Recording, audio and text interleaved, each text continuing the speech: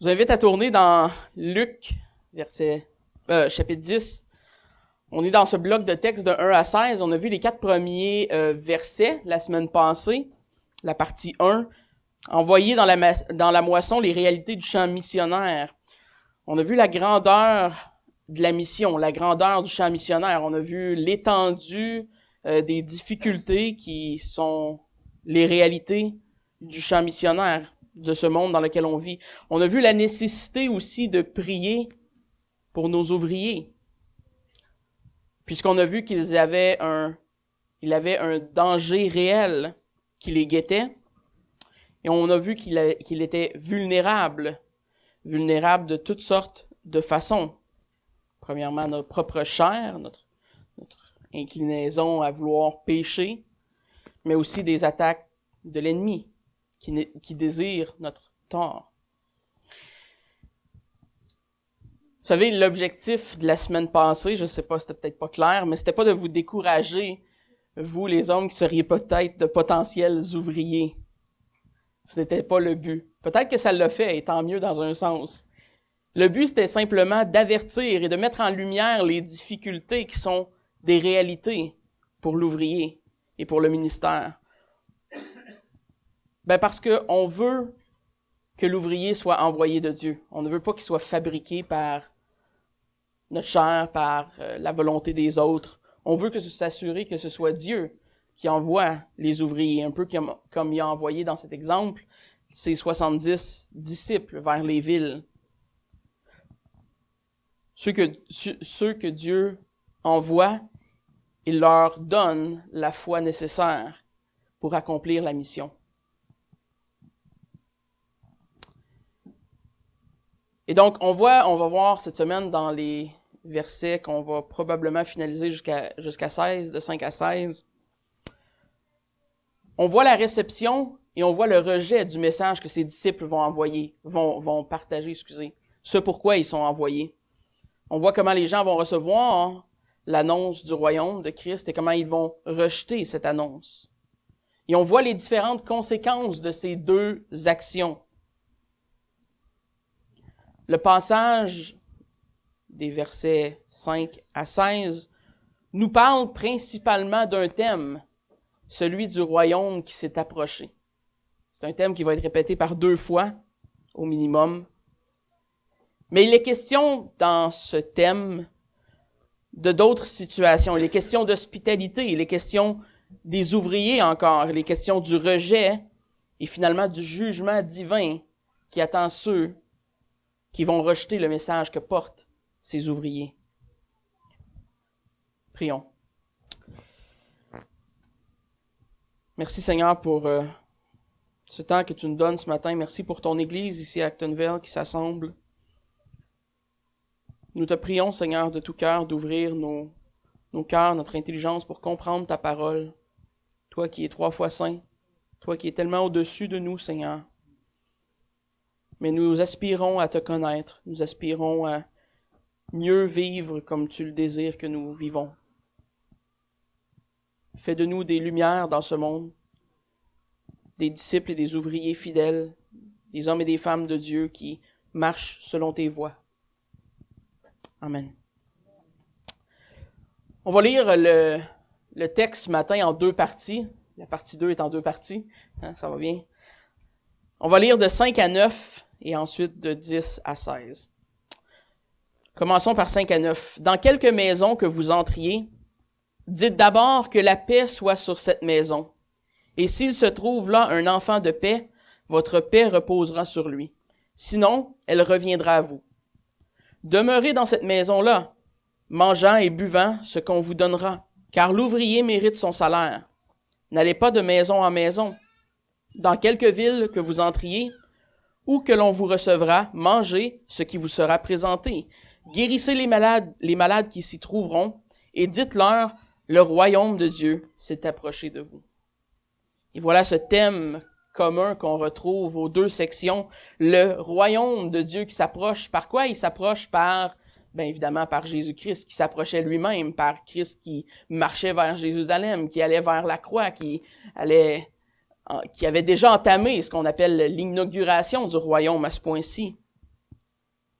Donc, après l'appel initial qui est fait à ces 70 envoyés, ces ouvriers, ces disciples que Jésus choisit, il les envoie, on va le revoir un petit peu plus tard, mais il les envoie comme un peu dans les maisons faire des espèces de postes d'opération là où Jésus va aller essentiellement. S'installer dans une maison, une famille, dans des villes où ils vont être reçus et où Jésus va finalement venir visiter la ville, annoncer le message du salut, guérir les malades, etc., en allant vers Jérusalem. Donc, la première instruction qui est donnée à ces 70 disciples, c'est d'entrer dans les maisons avec un message de paix. Remarquez, il n'était pas hostile, il n'était pas méchant, il venait pas avec le bâton ou l'épée, il venait avec un message de paix. Il proclamait la paix avant tout. C'était pas les gens qui les recevaient de bonne façon, c'est eux qui s'introduisaient de la bonne façon. Ils disaient shalom, ce mot pour les Juifs qui représente la paix divine. Shalom repose sur cette maison, que la paix repose sur cette maison. C'était une bénédiction qui venait de Dieu, qui était accompagnée de Dieu. Évidemment, c'était aussi en même temps un test de l'attitude des gens qui allaient recevoir ses disciples dans leur maison. La bénédiction qui est donnée par le disciple peut revenir s'il y a rejet. Jésus demande aux disciples de ne pas perdre leur temps. Là où la tête de la maison, probablement l'homme dans le contexte, n'offrerait pas son hospitalité à ses disciples, serait essentiellement hostile au message de l'Évangile, au message de Dieu qui était porté par les disciples. Évidemment, j'imagine qu'il n'arrivait pas juste en disant « Shalom », puis là, il attendait une réponse. J'imagine qu'il s'introduisait. On est des disciples envoyés de Jésus-Christ, voici notre message. Et si ça, c'était pas reçu, dans la paix, dans l'amicalité, ce qu'on pourrait dire, dans le bon vouloir, alors il était instruit tout simplement de partir ailleurs. Et on va le voir un peu dans la section suivante. Mais il ne devait pas rester dans ces maisons où il n'était pas reçu, où il n'y avait pas d'hospitalité qui serait trouvée, où la réception de l'Évangile serait essentiellement, le rejet de l'Évangile, serait essentiellement un jugement sur cette maison et sur cette ville. La paix serait retirée, le shalom est retiré et elle revient aux disciples, littéralement dans le texte. Matthieu, versets 10, 11, dans le texte de l'Évangile connexe, parallèle, là, on peut y lire un peu plus de détails sur comment il était pour sélectionner ces maisons. Matthieu nous dit, « Dans quelque ville ou village où vous entriez, informez-vous s'il s'y trouve quelques hommes dignes de vous recevoir et demeurez chez lui jusqu'à ce que vous partiez. » Donc, il était pour faire une espèce de mini-investigation pour savoir est-ce qu'il y avait des hommes moraux, des hommes bons qui pouvaient les recevoir, des hommes qui seraient propices à écouter le message, l'Évangile, à être hospitaliers. Vous savez, ce shalom, cette bénédiction n'est pas quelque chose de banal. Parce qu'on sait que, littéralement, les disciples apportaient avec eux un message d'espoir. Quand on dit « le royaume s'est approché de vous », dans leur cas, c'était littéral, c'était physique. Jésus allait venir vers eux dans leur maison, éventuellement. La maison, en recevant ses disciples, en étant hospitaliers, recevait la bénédiction du royaume qui approche, à la fois spirituellement, en entendant le message de l'Évangile, l'opportunité d'être sauvés par ce message qui leur était proclamé, mais physiquement aussi, il allait être guéri des maux qui pouvaient être, des maladies, des maux qui pouvaient être présents dans leur maison, mais physiquement aussi, en plus, il allait recevoir Christ éventuellement, quand Christ serait de passage dans leur ville. Et c'est bien de remarquer que le message qui est porté par ses disciples n'est pas un message forcé. Ils sont pas en train de leur mettre ça dans la gorge avec un bâton puis de pousser. Si le message est rejeté, la paix revient, le jugement tombe sur la maison et il pense à d'autres choses. Le message n'est pas forcé sur quiconque ne veut pas l'entendre. Ceux qui rejettent vont recevoir le fruit de leur rejet, le jugement.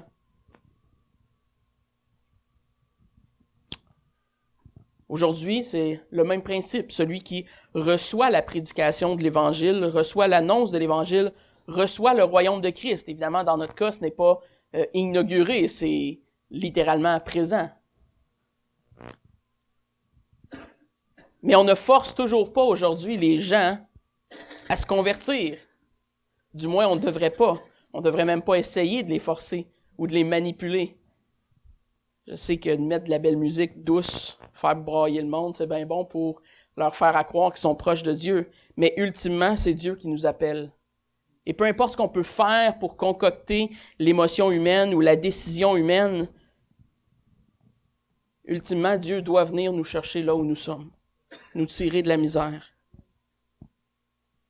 Et donc, on ne force pas les gens à recevoir l'Évangile aujourd'hui comme ses disciples ne forçaient pas les gens à les recevoir et à écouter le message de l'Évangile. Mais on proclame et on sème, comme eux, à tous ceux qui voudraient l'entendre, à tous ceux qui voudraient recevoir. Dieu fait pousser et fait changer les cœurs. Et ça, c'est la bonne nouvelle. On n'a pas vraiment à s'occuper du résultat et seulement à s'occuper de l'œuvre. Remarquez que les disciples étaient aussi instruits par Jésus de rester à la même place. Ils ne devaient pas aller de maison en maison. Et il y a plusieurs raisons, je crois, pour cette demande. Premièrement, parce que les disciples n'étaient pas appelés à chercher ce qu'il y avait de meilleur en ville. Et ça, je crois que c'est la première raison.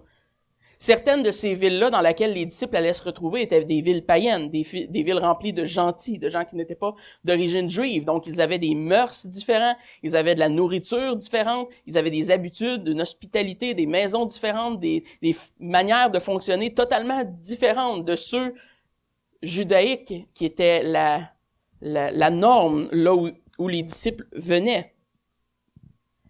Et donc, il n'était pas de choisir le meilleur, de choisir le plus grand luxe possible là où ils allaient être reçus. Il était pour trouver un homme digne, un homme bon, qui les recevrait et de rester là et de recevoir ce qui lui serait donné.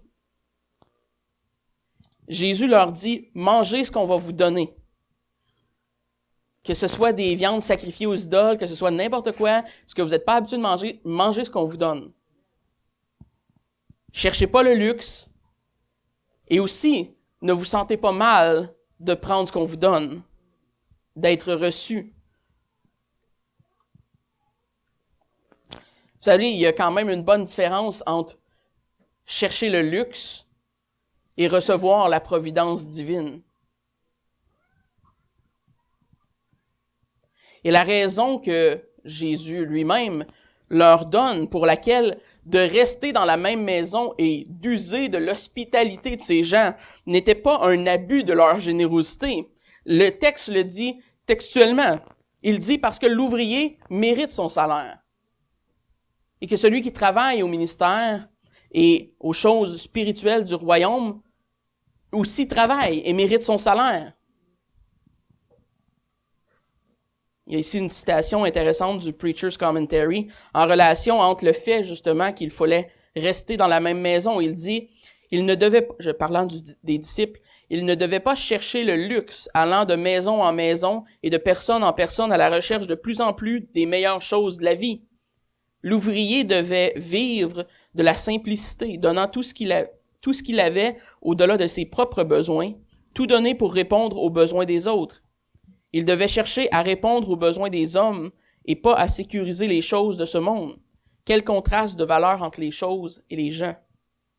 Donc, il ne devait pas chercher à s'enrichir par ce moyen-là, à avoir le plus de bénédictions ou de salaire possible. Il devait simplement chercher un endroit où il serait reçu, où il pourrait bénir les gens où ils étaient et recevoir le salaire de leur travail. Et le salaire de leur travail dans le contexte immédiat de ces disciples, c'était de survivre, c'était leur subsistance, c'était de vivre des gens là où ils étaient accueillis.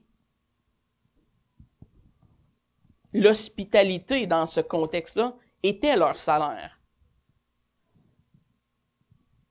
Et sans cette hospitalité-là, ils n'auraient pas mangé, ils se seraient probablement pas vêtus, pas lavés, etc. C'était leur subsistance.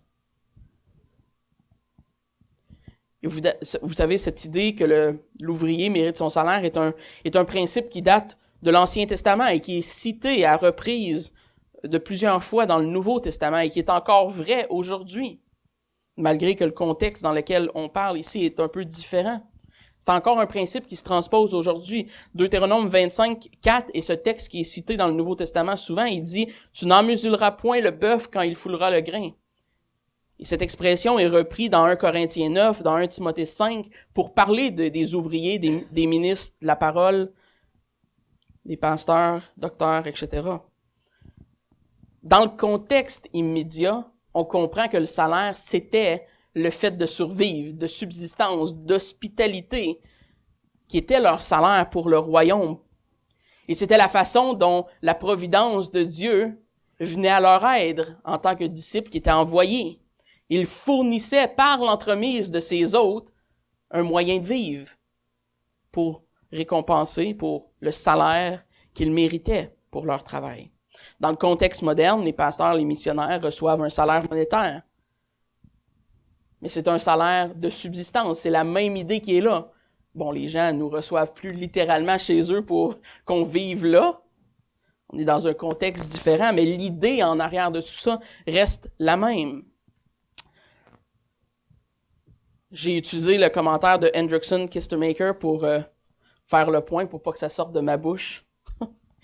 Ceux qui se consacrent entièrement et sans réserve au travail religieux, ministres et missionnaires, ne doivent pas être considérés comme des objets de charité. La congrégation ou la dénomination leur doit une subsistance. Et c'est un principe même qui va être répété dans notre confession de foi dans la 1689. C'est un principe qui est saint et biblique pour le fonctionnement du corps de Christ local. De renier ça, c'est de rendre l'assemblée dysfonctionnelle. Mais vous savez, par l'entremise de toutes ces choses, je crois qu'une des choses que le texte nous démontre le plus, c'est un exemple de la vraie définition de l'hospitalité envers ses disciples. Vous savez, on a cette tendance à croire que l'hospitalité, c'est juste de recevoir des gens gentils chez nous. Et là, on leur fait à manger et on est donc bien gentils et hospitaliers. Ça fait partie de cela, mais l'hospitalité, vous savez, c'est pas juste de recevoir des gens aimables qu'on connaît, des amis. L'hospitalité, dans le contexte biblique, surtout si on regarde à cet exemple-là, c'est d'accueillir, de donner de ses propres biens, de pourvoir aux besoins de quelqu'un que l'on connaît pas nécessairement.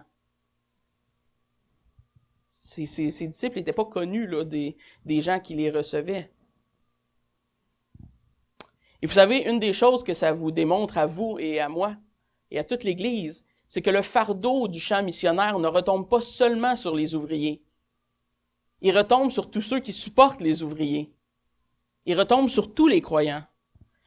La mission, évidemment, peut-être qu'en action, en pratique, elle va être faite par les ministres, les missionnaires, de façon un peu plus intensive, mais il y a des centaines de milliers de chrétiens, de femmes et d'hommes au travers de l'histoire de l'Église qui sont en arrière de ces grands hommes qu'on voit aujourd'hui. Vous savez, en arrière de Luther, il y avait sa femme, qui est incroyable. Il y avait probablement une église, une famille, etc. Le poids de la mission ne retombe pas sur les ouvriers seulement, mais sur ceux qui jouent un rôle pour ces ouvriers, ceux qui accueillent, ceux qui sont hospitaliers à l'égard de ces ministres. Leur hospitalité et leur générosité est aussi importante pour l'avancement du royaume que le message que les ouvriers eux-mêmes portent. Un ne pourrait pas arriver sans l'autre. Et parfois, c'est facile pour nous de regarder à ce qui est en avant, à ce qui est public, à ce qui est visible, et d'oublier tout le reste qui est en arrière. Une maison ne tient pas sans fondation.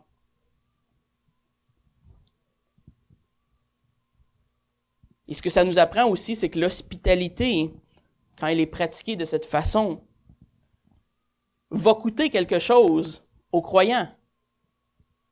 Ça peut vous coûter financièrement, probablement que de recevoir les disciples, ça coûtait quelque chose financièrement, ils devaient les nourrir, même peut-être les vêtir.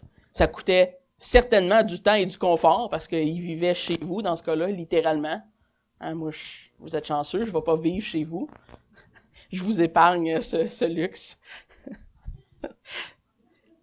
Mais ils étaient littéralement dans ce contexte, dans la maison des gens. Donc, ça valait leur confort, leur tranquillité. Ils devaient vraiment faire un don de soi dans ce sens pour recevoir ces gens. Et Jésus dit que c'était bon qu'ils le fassent. Et c'était bon que les disciples ne s'en privent pas. Jésus le dit par 2 fois, recevez, prenez, mangez ce qui vous est offert. Pourquoi? Parce que je suis pas mal sûr que Jésus sait que le cœur humain, des fois, est orgueilleux. Et vous savez, ça peut être dur d'accepter humblement de recevoir des gens. Parce qu'on se dit, non, je vais... capable. Je vais le faire. Je vais me trouver une job, je vais faire quelque chose. On veut pas l'homme naturel ne veut pas dépendre entièrement des autres. Parce qu'on est orgueilleux et on manque d'humilité. Donc Jésus leur répète par 2 fois, prenez ce qui vous est donné et n'ayez pas peur de rester à la même endroit. Vous méritez le salaire qui vous est donné.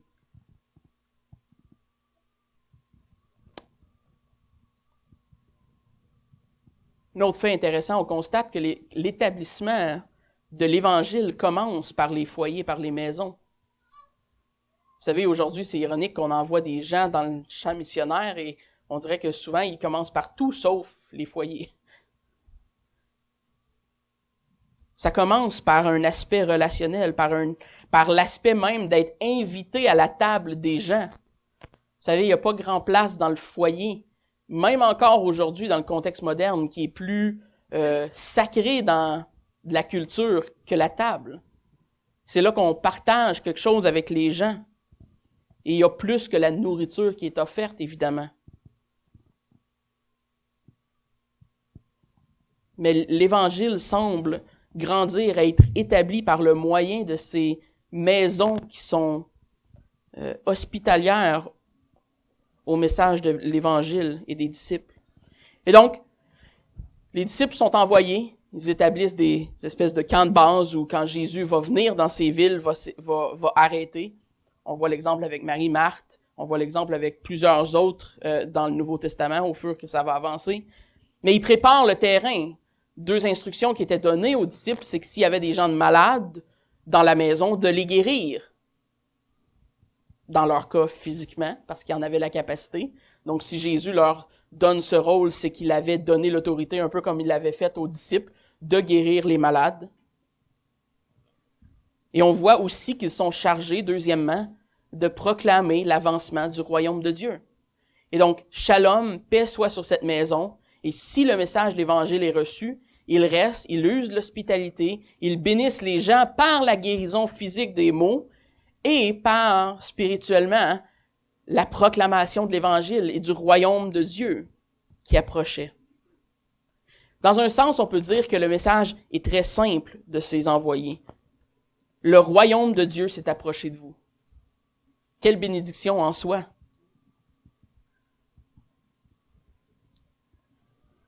Et donc, pour résumer, on voit qu'il y a 3 attitudes qui sont ordonnées par Jésus aux disciples d'avoir quand ils sont envoyés. Premièrement, de se soumettre aux coutumes et aux mœurs des villes et villages et des maisons dans lesquelles ils vont entrer, de ne pas refuser l'hospitalité étrangère ou différente, de ne pas refuser la nourriture différente des étrangers, mais de se soumettre à ce dont Dieu lui-même va pourvoir au travers de ses familles, de ses foyers. Deuxièmement, de guérir les malades, dans leur cas physiquement. Et troisièmement, de proclamer le royaume. Et dans ce cas-ci, au travers de la réception de la paix qui est proclamée et du royaume qui approche.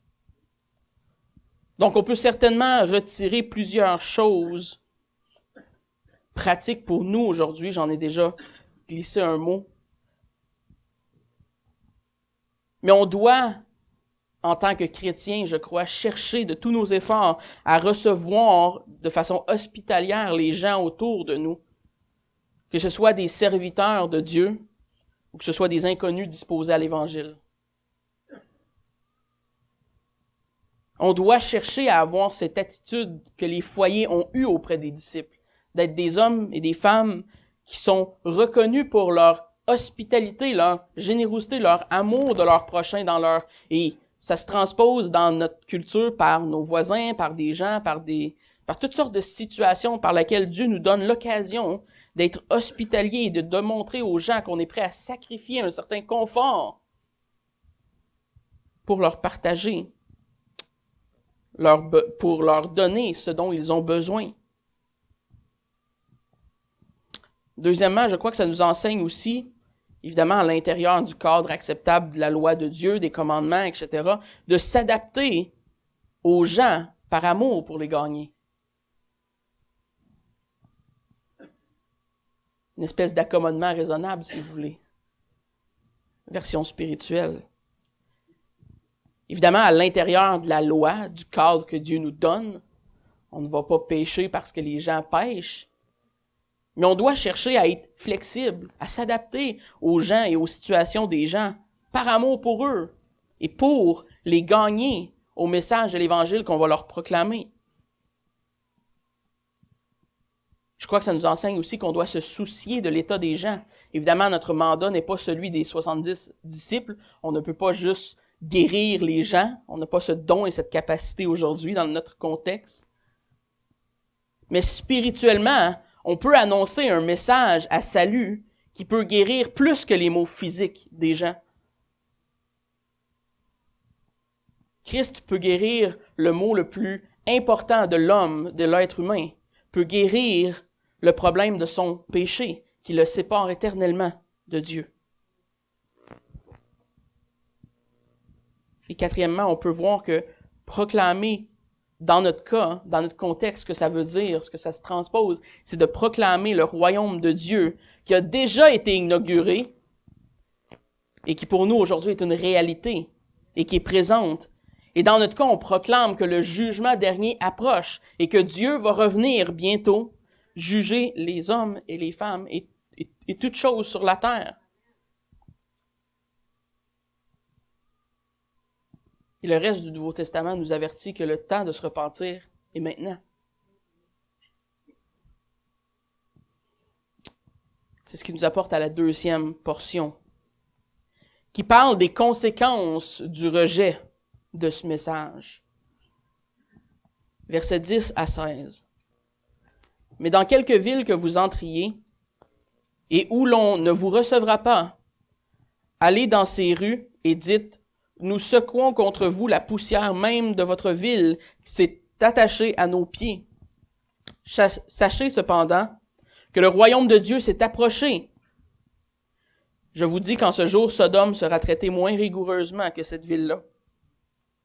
Malheur à toi, Charosin, malheur à toi, Bethsaïda, car si les miracles qui ont été faits au milieu de vous avaient été faits à Tyr et Sidon, il y a longtemps qu'elle se serait repentie en prenant le sac et la cendre. Et c'est pourquoi au jour du jugement, Tyr et Sidon seront traités moins vigoureusement que vous. Et toi, Capernaum, qui a été élevé jusqu'au ciel, tu seras abaissé jusqu'au séjour des morts. Celui qui vous écoute, m'écoute. Et celui qui vous rejette, me rejette. Et celui qui me rejette, rejette celui qui m'a envoyé.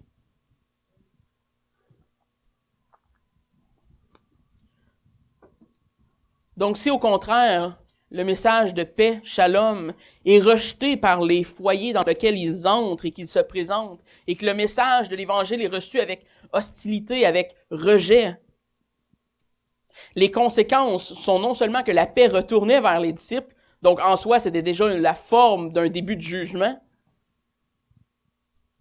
mais ils étaient d'aller dans les rues et de littéralement essuyer la poussière de leurs sandales. Et c'est une image du jugement divin que Dieu porte sur cette maison et sur cette ville qui rejette. Le commentaire de IVP nous dit « L'acte symbolique de quitter la ville, y compris de laisser sa poussière, montre que la ville se tient seule devant Dieu. Elle est abandonnée. Seul devant Dieu. Vous savez, s'il y a une place qu'on ne veut pas être, c'est seul devant Dieu.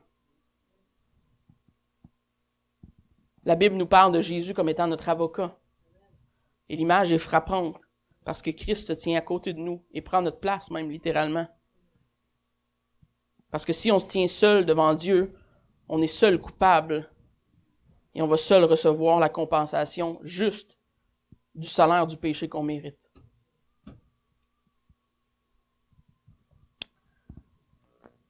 Mais remarquez une chose, malgré le rejet de ces gens, la mention et le thème revient. Le royaume s'approche. Le royaume n'arrête pas de s'approcher parce que les gens le rejettent. Il continue d'avancer. Rien va arrêter le royaume. Les disciples sont seulement instruits de partir ailleurs, de partir, de secouer les pieds, c'est symbolique, c'est une image du jugement. Évidemment, les villes qui sont nommées par après nous démontrent que c'est vraiment une image de ce jugement divin. Et comme Jésus le dit, le jugement pour eux va être sévère. Ça nous dit même pire que Sodome, que Chorazin, que Bethsaïda, que Capernaum. Et pourquoi ce sera pire? Parce qu'ils seront jugés en pleine connaissance de cause de leur rejet. Pour comprendre pourquoi c'est dit comme étant pire, pourquoi ces villes seront jugées de façon pire que Sodome, on doit comprendre un petit peu l'historicité et la géographie. Les 3 villes de la région de Capernaum, premièrement, était la base d'opération de Jésus quand il était en Galilée. C'est là qu'il a passé le plus de temps. Bethsaïda et Chorazin sont des villes qui étaient alentour de cette région. Donc, ces 3 villes étaient des régions dans lesquelles Jésus a fait une multitude de miracles pour dévoiler clairement son identité en tant que Christ, Messie annoncé de l'Ancien Testament. Donc, ces gens ont eu bon nombre d'exemples et bon nombre d'opportunités de croire qu'il était le Fils de Dieu. Et ils l'ont pourtant rejeté. Et c'est pourquoi il dit que Tyr et Sidon, qui sont des villes qui étaient, quand on lit dans l'Ancien Testament, certains passages dans Ésaïe, je crois, Ézéchiel, on lit sur ces villes qui étaient des villes cruelles, pleines de païens, pleines de gentils, des gens qui aimaient l'argent. C'était des villes, des ports, où est-ce qu'il y avait des marins, et c'était de la débauche, c'était vraiment pas des endroits qui étaient reconnus pour leur grande moralité incroyable. C'était des villes qui étaient profondément contre Christ, contre Dieu. Et eux-mêmes seront jugés moins sévèrement que Capernaum, Bethsaïda et Chorazin. Pourquoi? Parce que eux n'ont pas été favorisés. Et ce que Christ leur dit, c'est que si j'aurais annoncé et si j'aurais fait les mêmes choses que j'ai fait dans ces villes-là, eux se seraient repentis. Vous avez eu l'occasion puis vous ne l'avez pas fait. Ça va être encore plus sévère pour vous. Vous rejetez en connaissance de cause. Capernaum rejette Christ, sachant ce que Christ avait fait au milieu d'elle. Et donc, Christ prononce littéralement une malédiction. Malheur à toi, c'est une malédiction qui est imposée à ces villes et à ces gens qui rejettent le message de Christ, ayant reçu parmi eux, ayant vu de leurs propres yeux ce que Christ a fait. Et c'est donc pourquoi il est dit que leur jugement va être pire que celui qui a été réservé à Sodome. Et on sait que Sodome a été littéralement rasé, détruit par Dieu. Donc comment est-ce que ça peut être pire?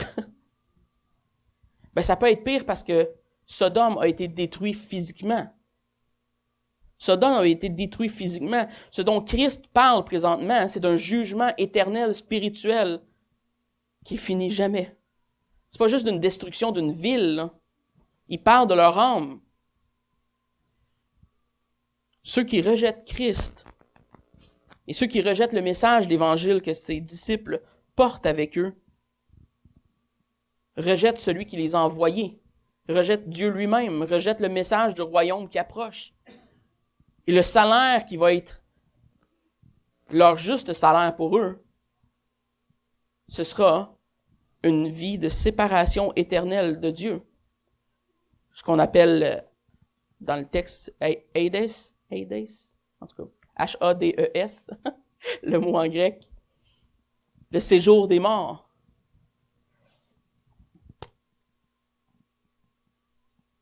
Vous savez, quand on arrête pour y réfléchir, c'est difficile pour nous en tant qu'humains, je pense, de réfléchir à la conséquence et au salaire du péché. Les gens vont éternellement être séparés de Dieu et périr.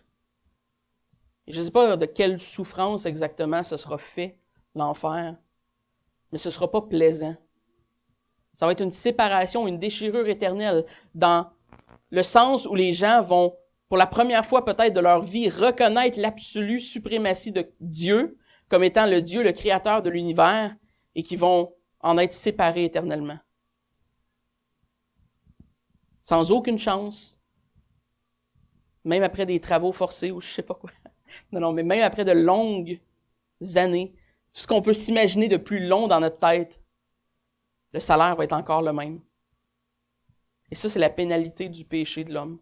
C'est la pénalité de rejeter Christ. Je sais pas si on se rend compte à quel point c'est lourd. C'est tellement lourd que des fois, je me dis, ça n'a pas de sens.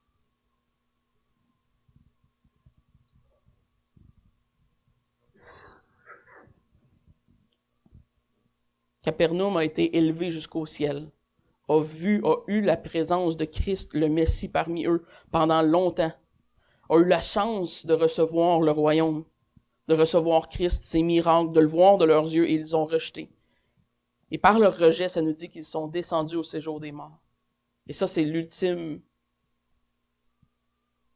salaire qu'ils vont mériter. La malédiction qui est apportée par le rejet de Christ et de son royaume, est la mort éternelle. Non pas seulement la destruction physique par le feu comme Sodome, et c'est pour ça que c'est pire. Sodome a été détruit physiquement, bon, c'est pas le fun, des gens sont morts, mais les gens qui rejettent Christ vont mourir d'une façon pire que Sodome. Ils ne seront pas juste morts physiquement, ils vont être éternellement séparés de Dieu. Ceux qui rejettent le messager rejettent le message. Remarquez que l'autorité du message vient pas de l'ouvrier en tant que tel. Il vient de celui qui l'envoie. L'ouvrier représente Dieu fidèlement, et donc son message porte une autorité en soi. Mais ce n'est pas celui qui parle qui a l'autorité, c'est la parole.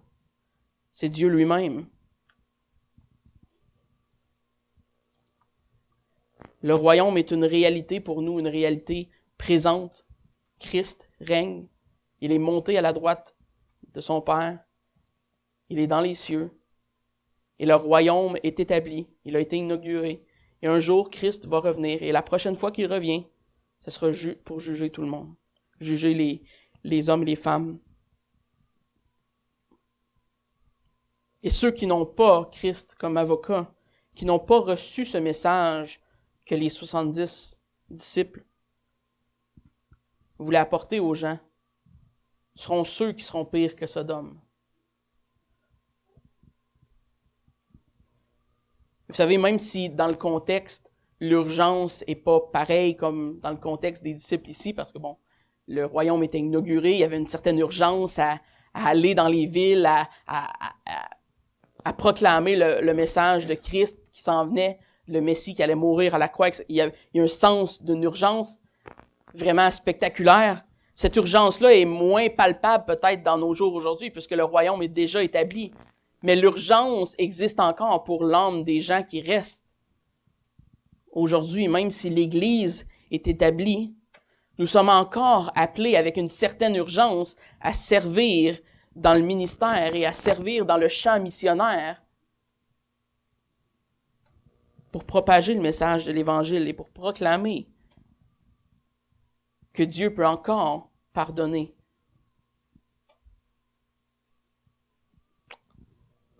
La condamnation du péché et le rejet du royaume de Dieu sera d'une lourdeur éternelle, de conséquences éternelles. Et je crois que le passage nous appelle à porter une grande attention aux différences qui sont établies dans ce texte-là entre ceux qui vont recevoir et ceux qui vont rejeter. Et la différence n'est pas que le royaume s'approche pas, parce que dans les deux cas, le royaume s'en venait. La différence, c'est ultimement où est-ce que les gens vont se retrouver quand le royaume va être là. Prions.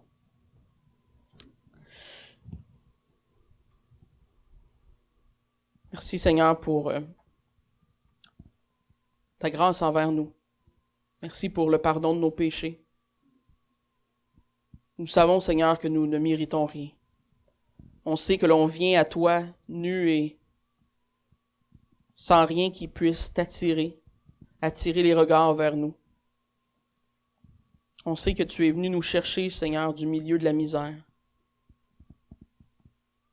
Nos cœurs étaient rebelles, durs, désintéressés. Et pourtant, tu nous as sauvés de notre propre folie. Merci pour ta grâce, ton pardon, ton amour. Merci pour ton royaume qui est établi aujourd'hui. Merci parce que tu règnes sur ce royaume. Merci parce que ton Église, Seigneur, ici sur terre, qui est nous ici ce matin à Actonville et tous les autres croyants qui s'assemblent dans le monde entier, nous pouvons dire que tu es notre roi, notre maître. Tu es notre avocat, celui qui se tient à côté de nous devant Dieu et qui plaide notre cause. Sans toi, nous recevrions le même salaire que tous ces hommes qui t'ont rejeté. Merci pour ton pardon et ta grâce. Merci d'être venu nous chercher.